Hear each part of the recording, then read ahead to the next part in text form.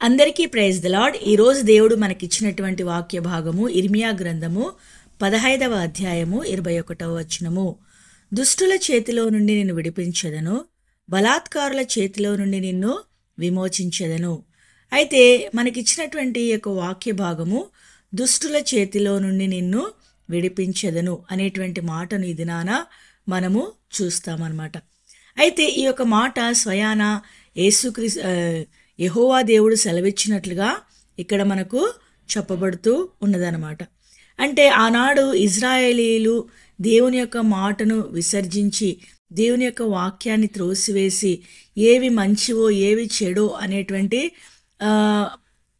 ఆలోచన కానీ విచక్షణ జ్ఞానం కానీ లేనటువంటి వారుగా వారు ప్రవర్తిస్తూ ఉన్నప్పుడు యెహోవా దేవుడు వారితో ఇర్మియా ప్రవక్త ద్వారా వారితో మాట్లాడుతూ ఉంటూ ఉన్నాడనమాట.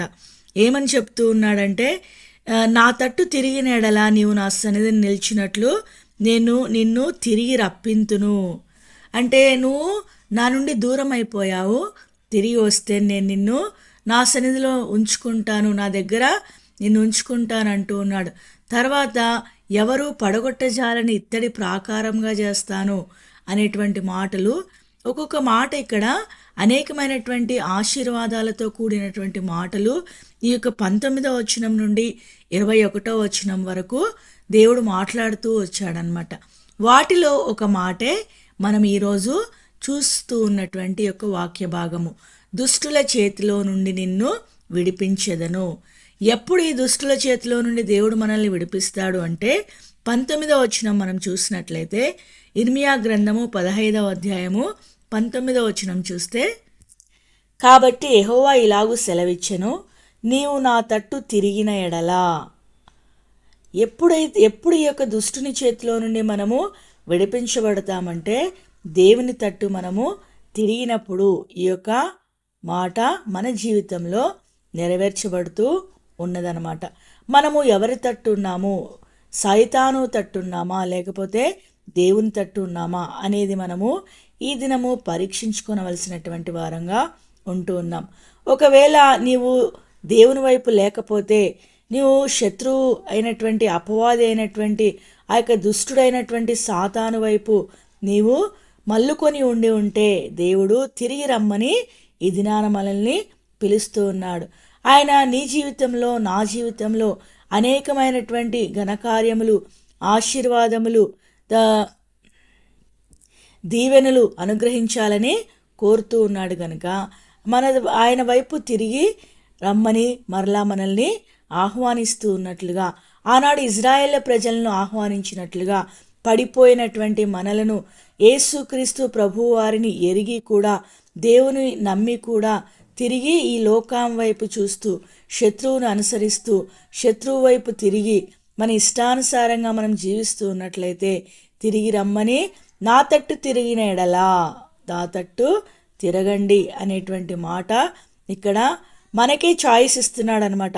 తిరుగు అనేటువంటి కఠినమైన మాటగా ఒక కట్టడగా దేవుడు చెప్పటం లేదు కానీ, ఒక ఆర్డర్ వేసినట్లుగా చెప్పట్లేదు కానీ, నీవు ఇది చేస్తే నేను ఇలా చేస్తా అనేటువంటి మాట ఇక్కడ కనబడుతూ ఉందన్నమాట. నీవు తిరిగిన ఎడల నేను దుష్టుల చేతిలో నుండి నిన్ను విడిపించెదను అనేటువంటి మాటని ఇక్కడ దేవుడి దినాన తెలియజేస్తూ ఉంటూ ఉన్నాడనమాట. కాబట్టి నేడే నీవు ప్రభువు వైపు తిరగాలి అనేటువంటి విషయాన్ని దేవుడు నీకు జ్ఞాపకం చేస్తూ ఉన్నాడనమాట. అయితే ఈ దుష్టులు చేతిలో నుండి విడిపించబడడం అనేటువంటి దాన్ని మనము ధ్యానించినట్లయితే దుష్టులైనటువంటి వారు ఎవరు అనేది మనం గమనిస్తే, దుష్టుడు అంటే ఒక్కడే అనమాట, దుష్టులు అంటే చాలామంది. అయితే దేవుని వాక్యంలో ఇక్కడ ఏం చెప్పబడుతూ ఉన్నదంటే, దుష్టుల చేతిలో నుండి నిన్ను విడిపించదను అంటూ ఉన్నాడనమాట. అంటే ఇక్కడ ఒక్కరు కాదు, చాలామంది ఉన్నారు అనేటువంటి విషయాన్ని దేవుడు మనకు తెలియజేస్తూ ఉన్నాడనమాట. అయితే మొట్టమొదటిగా మనకు దుష్టుడుగా ఉన్నటువంటి వారు ఎవరు, మనము ఎవరి చేతిలో నుండి విడిపించబడాలి మొట్టమొదటిగా అనేది మనం చూసినట్లయితే, దేవుడు ఈ యొక్క దుష్టుని చేతిలో నుండి విడిపించబడటానికి యేసుక్రీస్తు ప్రభువారు ప్రార్థన చేసినట్లుగా కూడా దేవుని వాక్యంలో మనము చూడవచ్చు. చూసినట్లయితే యోహాను సువార్త 17వ అధ్యాయము 15వ వచనం చూసినట్లయితే, యోహాను సువార్త 17వ అధ్యాయము 15వ వచనంలో, నీవు లోకంలో నుండి వారిని తీసుకొని పొమ్మని నేను ప్రార్థించటలేదు గాని దుష్టుని నుండి వారిని కాపాడుమని ప్రార్థించుచున్నాను. అంటే ఈ యొక్క అధ్యాయం అంతా కూడా యేసుక్రీస్తు ప్రభువారు ప్రార్థించినట్లుగా, ఆయన ఈ లోకంలో నుండి కొనిపోబడేటువంటి సమయం ఆసన్నమైనప్పుడు శిష్యుల కొరకు, అంటే ఆయన ఎరిగినటువంటి వారందరి కొరకు, దేవుని బిడ్డలైనటువంటి వారందరి కొరకు ఆయన మనవి చేస్తూ ఉన్నట్లుగా ఈ యొక్క వాక్యాన్ని చూస్తూ ఉన్నాం. అయితే ఇక్కడ దుష్టుని నుండి అనేటువంటి మాట మనం కింద పుట్నోట్లో చూస్తే కీడు నుండి అనేటువంటి విషయాన్ని దేవుని వాక్యంలో దేవుడు తెలియజేస్తూ ఉంటూ ఉన్నాడు. దుష్టుడు అంటే మొట్టమొదటిగా అపవాది అనేటువంటి విషయాన్ని మనము చూస్తూ వచ్చాం. తర్వాత ఇక్కడ దుష్టుడు అంటే కీడు అనేటువంటి దాని నుండి కూడా ఈ యొక్క కీడు కూడా ఒక దుష్టత్వాన్ని కిందికే వస్తూ ఉన్నదనమాట. కీడు చేసేటువంటి వారు ఎవరు ఎక్కువ? శత్రువు అయినటువంటి సాతాను మాత్రమే. కనుక ఆ యొక్క శత్రువు చేతిలో నుండి, ఆ యొక్క అపవాది చేతిలో నుండి దేవుడు మనల్ని విడిపిస్తాను అనేటువంటి వాగ్దానాన్ని దేవుడు మనకు అనుగ్రహిస్తూ ఉంటూ ఉన్నాడనమాట. విత్తనములను గూర్చినటువంటి ఉపమానంలో మనం చూడవచ్చు అనమాట. ఈ త్రోవ పక్కబడినటువంటి విత్తనాల గురించి ఆయన భావం చెప్తూ అంటాడు, ఎవరైతే ఈ యొక్క త్రోవ పక్కన పడినటువంటి విత్తనాలు ఎవరు అంటే, ఎవరైతే వాక్యాన్ని విని వారు ఏం చేస్తారంట, బయటికి వెళ్ళిపోగానే వారిలో ఎప్పుడు ఎలాగైతే పక్షులు వచ్చి ఆ యొక్క విత్తనాలన్నింటినీ ఎత్తుకొని పోయినట్లుగా శత్రువు అయినటువంటి సైతాను, దుష్టుడైనటువంటి అపవాది మనలో ఉన్నటువంటి వాక్యాన్ని ఎత్తుకొని పోతాడు అనేటువంటి ఆ యొక్క సందర్భంలో కూడా ఈ యొక్క దుష్టుడైనటువంటి సైతాను గురించి, ఈ యొక్క దుష్టుడైనటువంటి అపవాది గురించి అక్కడ కూడా చెప్పబడుతూ ఉన్నదనమాట. అంటే మొట్టమొదటిగా దుష్టుడు అనేటువంటి వాడు ఎవరంటే శత్రువు అయినటువంటి అపవాది అనమాట. తర్వాత రెండవదిగా దుష్టులు అనేటువంటి విషయాన్ని మనం చూసినట్లయితే ఇక్కడ కీడు అనేటువంటి పదాన్ని మనము చూస్తూ ఉంటూ ఉన్నాం. అంటే కీడు చేసేటువంటి వారి నుండి కూడా దేవుడు మనల్ని విడిపిస్తాడు అనేటువంటి వాగ్దానాన్ని చేస్తూ ఉంటూ ఉన్నాడు. ఇంకా మనం చూసినట్లయితే ఈ యొక్క దుష్టుని నుంచి మనల్ని విడిపించడమే కాకుండా ఆ యొక్క దుష్టుని మనం జయించగలిగినటువంటి శక్తి గల వారం అయ్యే అవకాశాన్ని, ఆ యొక్క మార్గాన్ని కూడా దేవుడు మన కొరకు సిద్ధపరిచినట్లుగా ఇక్కడ దేవుని వాక్యంలో మనము చూడవచ్చు అనమాట. ఎఫెసీలకు రాసిన పత్రిక 6వ అధ్యాయము 16వ వచనం మనం చూసినట్లయితే, ఇవన్నీయుగాక విశ్వాసమును డాలు పట్టుకొనుడి, దానితో మీరు దుష్టుని అగ్నిబాణములన్నిటినీ ఆర్పుటకు శక్తిమంతులవుదురు. అంటే ఈ యొక్క శత్రువు అయినటువంటి ఈ యొక్క అపవాది మన మీద ప్రయోగించేటువంటి ఈ యొక్క అగ్ని బాణములన్నిటినీ మనం ఆర్పివేయగలిగేటువంటి శక్తి మనకు వస్తుందంట. దేని ద్వారా వస్తుంది? ఇక్కడ విశ్వాసము. ఈ యొక్క విశ్వాసం అనేది చాలా ప్రాముఖ్యమైనటువంటి పాత్రను ఈ యొక్క విశ్వాసీ జీవితంలో పోషిస్తూ ఉన్నదనమాట. అందుకే మనల్ని అందరినీ ఏమంటారు? యేసుక్రీస్తు ప్రభు వారిని ఎరిగినటువంటి వారందరినీ విశ్వాసులు అంటారనమాట. అంటే వారిలో ఏముండాలి? ఖచ్చితంగా విశ్వాసం అనేది ఉండాలి. విశ్వాసం అనేది చాలా ప్రాముఖ్యమైనది. క్రైస్తవులు అనే దానికంటే విశ్వాసులు అనేటువంటి పదం ఎక్కువగా మన దేవుని మందిరాల్లో మనకు కనబడుతూ ఉంటుందన్నమాట. అంటే దేవుని యందు విశ్వాసం ఉంచడం ద్వారా మనము దుష్టుడు వేసేటువంటి ప్రతి ఒక్క అగ్నిబాణముల్ని ఆర్పివేయటానికి శక్తిమంతులంగా చేయబడతాము అనేటువంటి ఒక మార్గాన్ని, ఒక పరిష్కారాన్ని కూడా దేవుడు ఇక్కడ మనకు చూపుతూ ఉంటూ ఉన్నాడు. అయితే ఈ యొక్క దుష్టులు, ఇక్కడ మనకు దుష్టుడు అంటే ఒక్కరే అని చెప్పుకుంటూ వచ్చాం, దుష్టులు అంటే చాలామంది అని చెప్పుకుంటూ వచ్చాం. అయితే మొట్టమొదటి దుష్టుడుగా మనకు ఎవరు కనబడుతూ ఉన్నారంటే శత్రువు అయినటువంటి సాతాను కనబడుతూ ఉంటూ ఉన్నాడు. తర్వాత రెండవదిగా కీడు చేసేటువంటి వారుగా ఉన్నటువంటి వారు కనబడుతూ ఉంటూ ఉన్నారు. ఇంకా మనం చూసినట్లయితే నిర్గమకాండం 23వ అధ్యాయము 1వ వచనంలో మనం చూస్తే, లేని వార్తను పుట్టింపకూడదు, అన్యాయపు సాక్ష్యమును పలుకుటకై దుష్టునితో నీవు కలియకూడదు. ఇక్కడ మనం గమనించినట్లయితే ఇక్కడ ఒక దుష్టత్వం మనకు కనబడుతూ ఉన్నదనమాట. ఆ యొక్క దుష్టత్వం ఏంటంటే అన్యాయంగా సాక్ష్యం చెప్పటం అనమాట. అన్యాయంగా సాక్ష్యం చెప్పేటువంటి ఆ యొక్క పనిని దేవుడు ఒక దుష్టత్వం క్రింద, ఒక దుష్టమైనటువంటి పని కింద దేవుడు పరిగణిస్తూ ఉన్నాడు అనమాట. అంటే నీ జీవితంలో, నా జీవితంలో, మనందరి జీవితాల్లో మనకు అన్యాయమైనటువంటి సాక్ష్యము మన పక్షాన చెప్పబడుతూ ఉన్నప్పుడు దేవుడు అటువంటి దుష్టుల నుండి కూడా మనల్ని తప్పిస్తాడు అనేటువంటి వాగ్దానాన్ని, అటువంటి దుష్టుల నుండి కూడా నేను నిన్ను విడిపిస్తాను అనేటువంటి విషయాన్ని దేవుడు మనకి ఈ దినాన తెలియజేస్తూ ఉన్నాడు. నీవు పనిచేసే చోట్ల కానీ, నీ కుటుంబంలో కానీ, తర్వాత నీ ఇరుగు పొరుగు వారి దగ్గర కానీ నీవు ఎక్కడైనా అన్యాయంగా సాక్ష్యం పొందుతూ ఉన్నావా? నీవు చేయని దానికి, నీవు మాట్లాడని దానికి ప్రజలు నీ మీద అబద్ధముగా ఏమైనా చెప్తూ ఉన్నారా? లేని వార్త పుట్టిస్తూ ఉన్నారా? నీ మీద ఇష్టానుసారంగా మాట్లాడుతూ ఉన్నారా? అది నువ్వు చేయకపోయినా కూడా నువ్వే చేసావని ఒక పుకార్లాగా పుట్టించి ఉన్నటువంటి పరిస్థితులు ఉన్నాయేమో. అయితే అటువంటి పరిస్థితులన్నిటి నుండి కూడా దేవుడు నిన్ను విడిపిస్తాను, తప్పిస్తాను అంటున్నాడు. అయితే నువ్వేం చేయాలి? నా తట్టు తిరుగు. అంటే దేవుని తట్టు నీవు తిరగాలి. ఆయన తట్టు తిరిగితే ఈ యొక్క శత్రువైనటువంటి అపవాది నుండి మనల్ని విడిపిస్తాడు, కీడు చేసేటువంటి వారి నుండి విడిపిస్తాడు, అన్యాయంగా సాక్ష్యం చెప్పేటువంటి, అన్యాయంగా మన మీద నిందలు మోపేటువంటి వారి నుండి కూడా దేవుడు మనల్ని విడిపిస్తాను అనేటువంటి వాగ్దానమును దేవుడు మనకు ఈ దినాన తెలియజేస్తూ ఉన్నాడు. అయితే ఇంకో విషయాన్ని మనం చూసినట్లయితే దేవుని వాక్యంలో ఆదికాండం 13వ అధ్యాయము 13వ వచనాన్ని మనం చూసినట్లయితే, సొదొమ మనుష్యులు దుష్టులను యెహోవా దృష్టికి బహు పాపులునై యుండిరి. ఇక్కడ మనం గమనించినట్లయితే కొంతమంది కనబడుతూ ఉన్నారు దుష్టులుగా. వాళ్ళు ఎవరంటే సొదొమ గొమొరాలో ఉండేటువంటి మనుష్యులుగా ఇక్కడ చెప్పబడుతూ ఉన్నారు. వాళ్ళు కూడా దుష్టులే అంట. అయితే వీరు చేసినటువంటి దుష్టత్వం ఏంటి?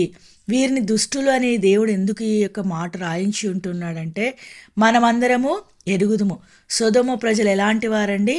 వ్యభిచార సంబంధమైనటువంటి ఆ యొక్క తలంపులు, ఆలోచనలు వారిలో కూరుకొని పోయి వారు ఎంతో భ్రష్టు పట్టిపోయినటువంటి పరిస్థితిలో ఉన్నట్లుగా దేవుని వాక్యంలో ఇంకో మాట ఇక్కడ రాయబడుతూ వచ్చింది. బహు పాపులుగా ఉన్నారు. యెహోవా దృష్టికి బహు పాపులుగా ఉన్నటువంటి వారుగా ఇక్కడ ఈ యొక్క సొదొమ మనుషులు పరిగణించబడుతూ ఉన్నారనమాట. ఇక్కడ ఈ సొదొమ మనుషులు వ్యభిచారానికి అలవాటు పడినటువంటి వారుగా మనము దేవుని వాక్యంలో చూస్తాం. ఎందుకంటే ఈ యొక్క లోతుని రక్షించడానికి ఇద్దరు దేవదూతలు అక్కడికి వెళ్ళినప్పుడు వారితో కూడా వాళ్ళు పాపం చేయడానికి వారిని బయటికి రమ్మని వారి మీద అధికారం చెలాయించినట్లుగా మనము చూడవచ్చు. అంటే వాళ్ళు ఎవరిని విడిచిపెట్టేటువంటి స్వభావము కాదు. వారు అంతగా వ్యభిచారంలో మునిగిపోయినటువంటి పరిస్థితిలో వారి జీవితాలు ఉన్నాయి. అటువంటి వారు నీ చుట్టూ ఉండి, నీకు స్నేహితులుగా ఉండి, నీకు స్నేహితురాండ్రుగా ఉండి నిన్ను ప్రేరేపించేటువంటి పరిస్థితిలో ఉన్నారేమో. నీవు యవన ప్రాయంలో ఉన్నావు. అయితే ఈ యొక్క ఆలోచనలన్నిటినీ నీ చేత నీవు ప్రేరేపించబడుతూ ఉంటే దేవుడి దినాన దేవుడు తెలియజేసేది ఏంటంటే, అటువంటి వారి చేతిలో నుండి కూడా దేవుడు నిన్ను, నన్ను, మనందరినీ విడిపిస్తాను అనేటువంటి మాట దేవుడు తెలియజేస్తూ ఉంటున్నాడు. అయితే నీవు నేను చేయవలసింది ఏంటంటే ఎల్లప్పుడూ ఆయన తట్టు తిరిగేటువంటి వారంగా ఉండాలన్నమాట.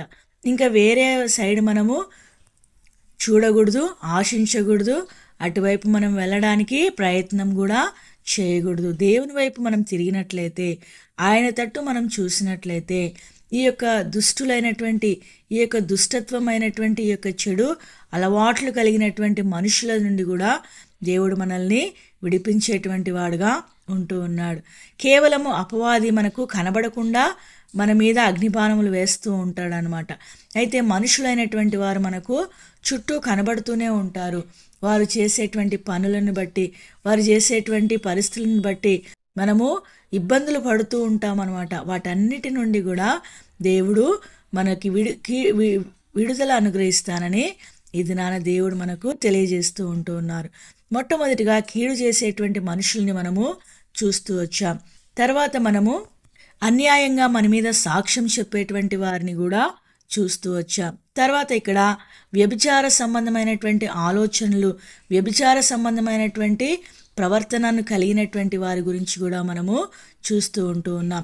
ఇంకా దేవుని వాక్యంలో అనేకమైనటువంటి దుష్టమైనటువంటి పనులు దుష్టులుగా పరిగణించబడినటువంటి వాళ్ళు చాలామంది ఉంటూ ఉన్నారనమాట.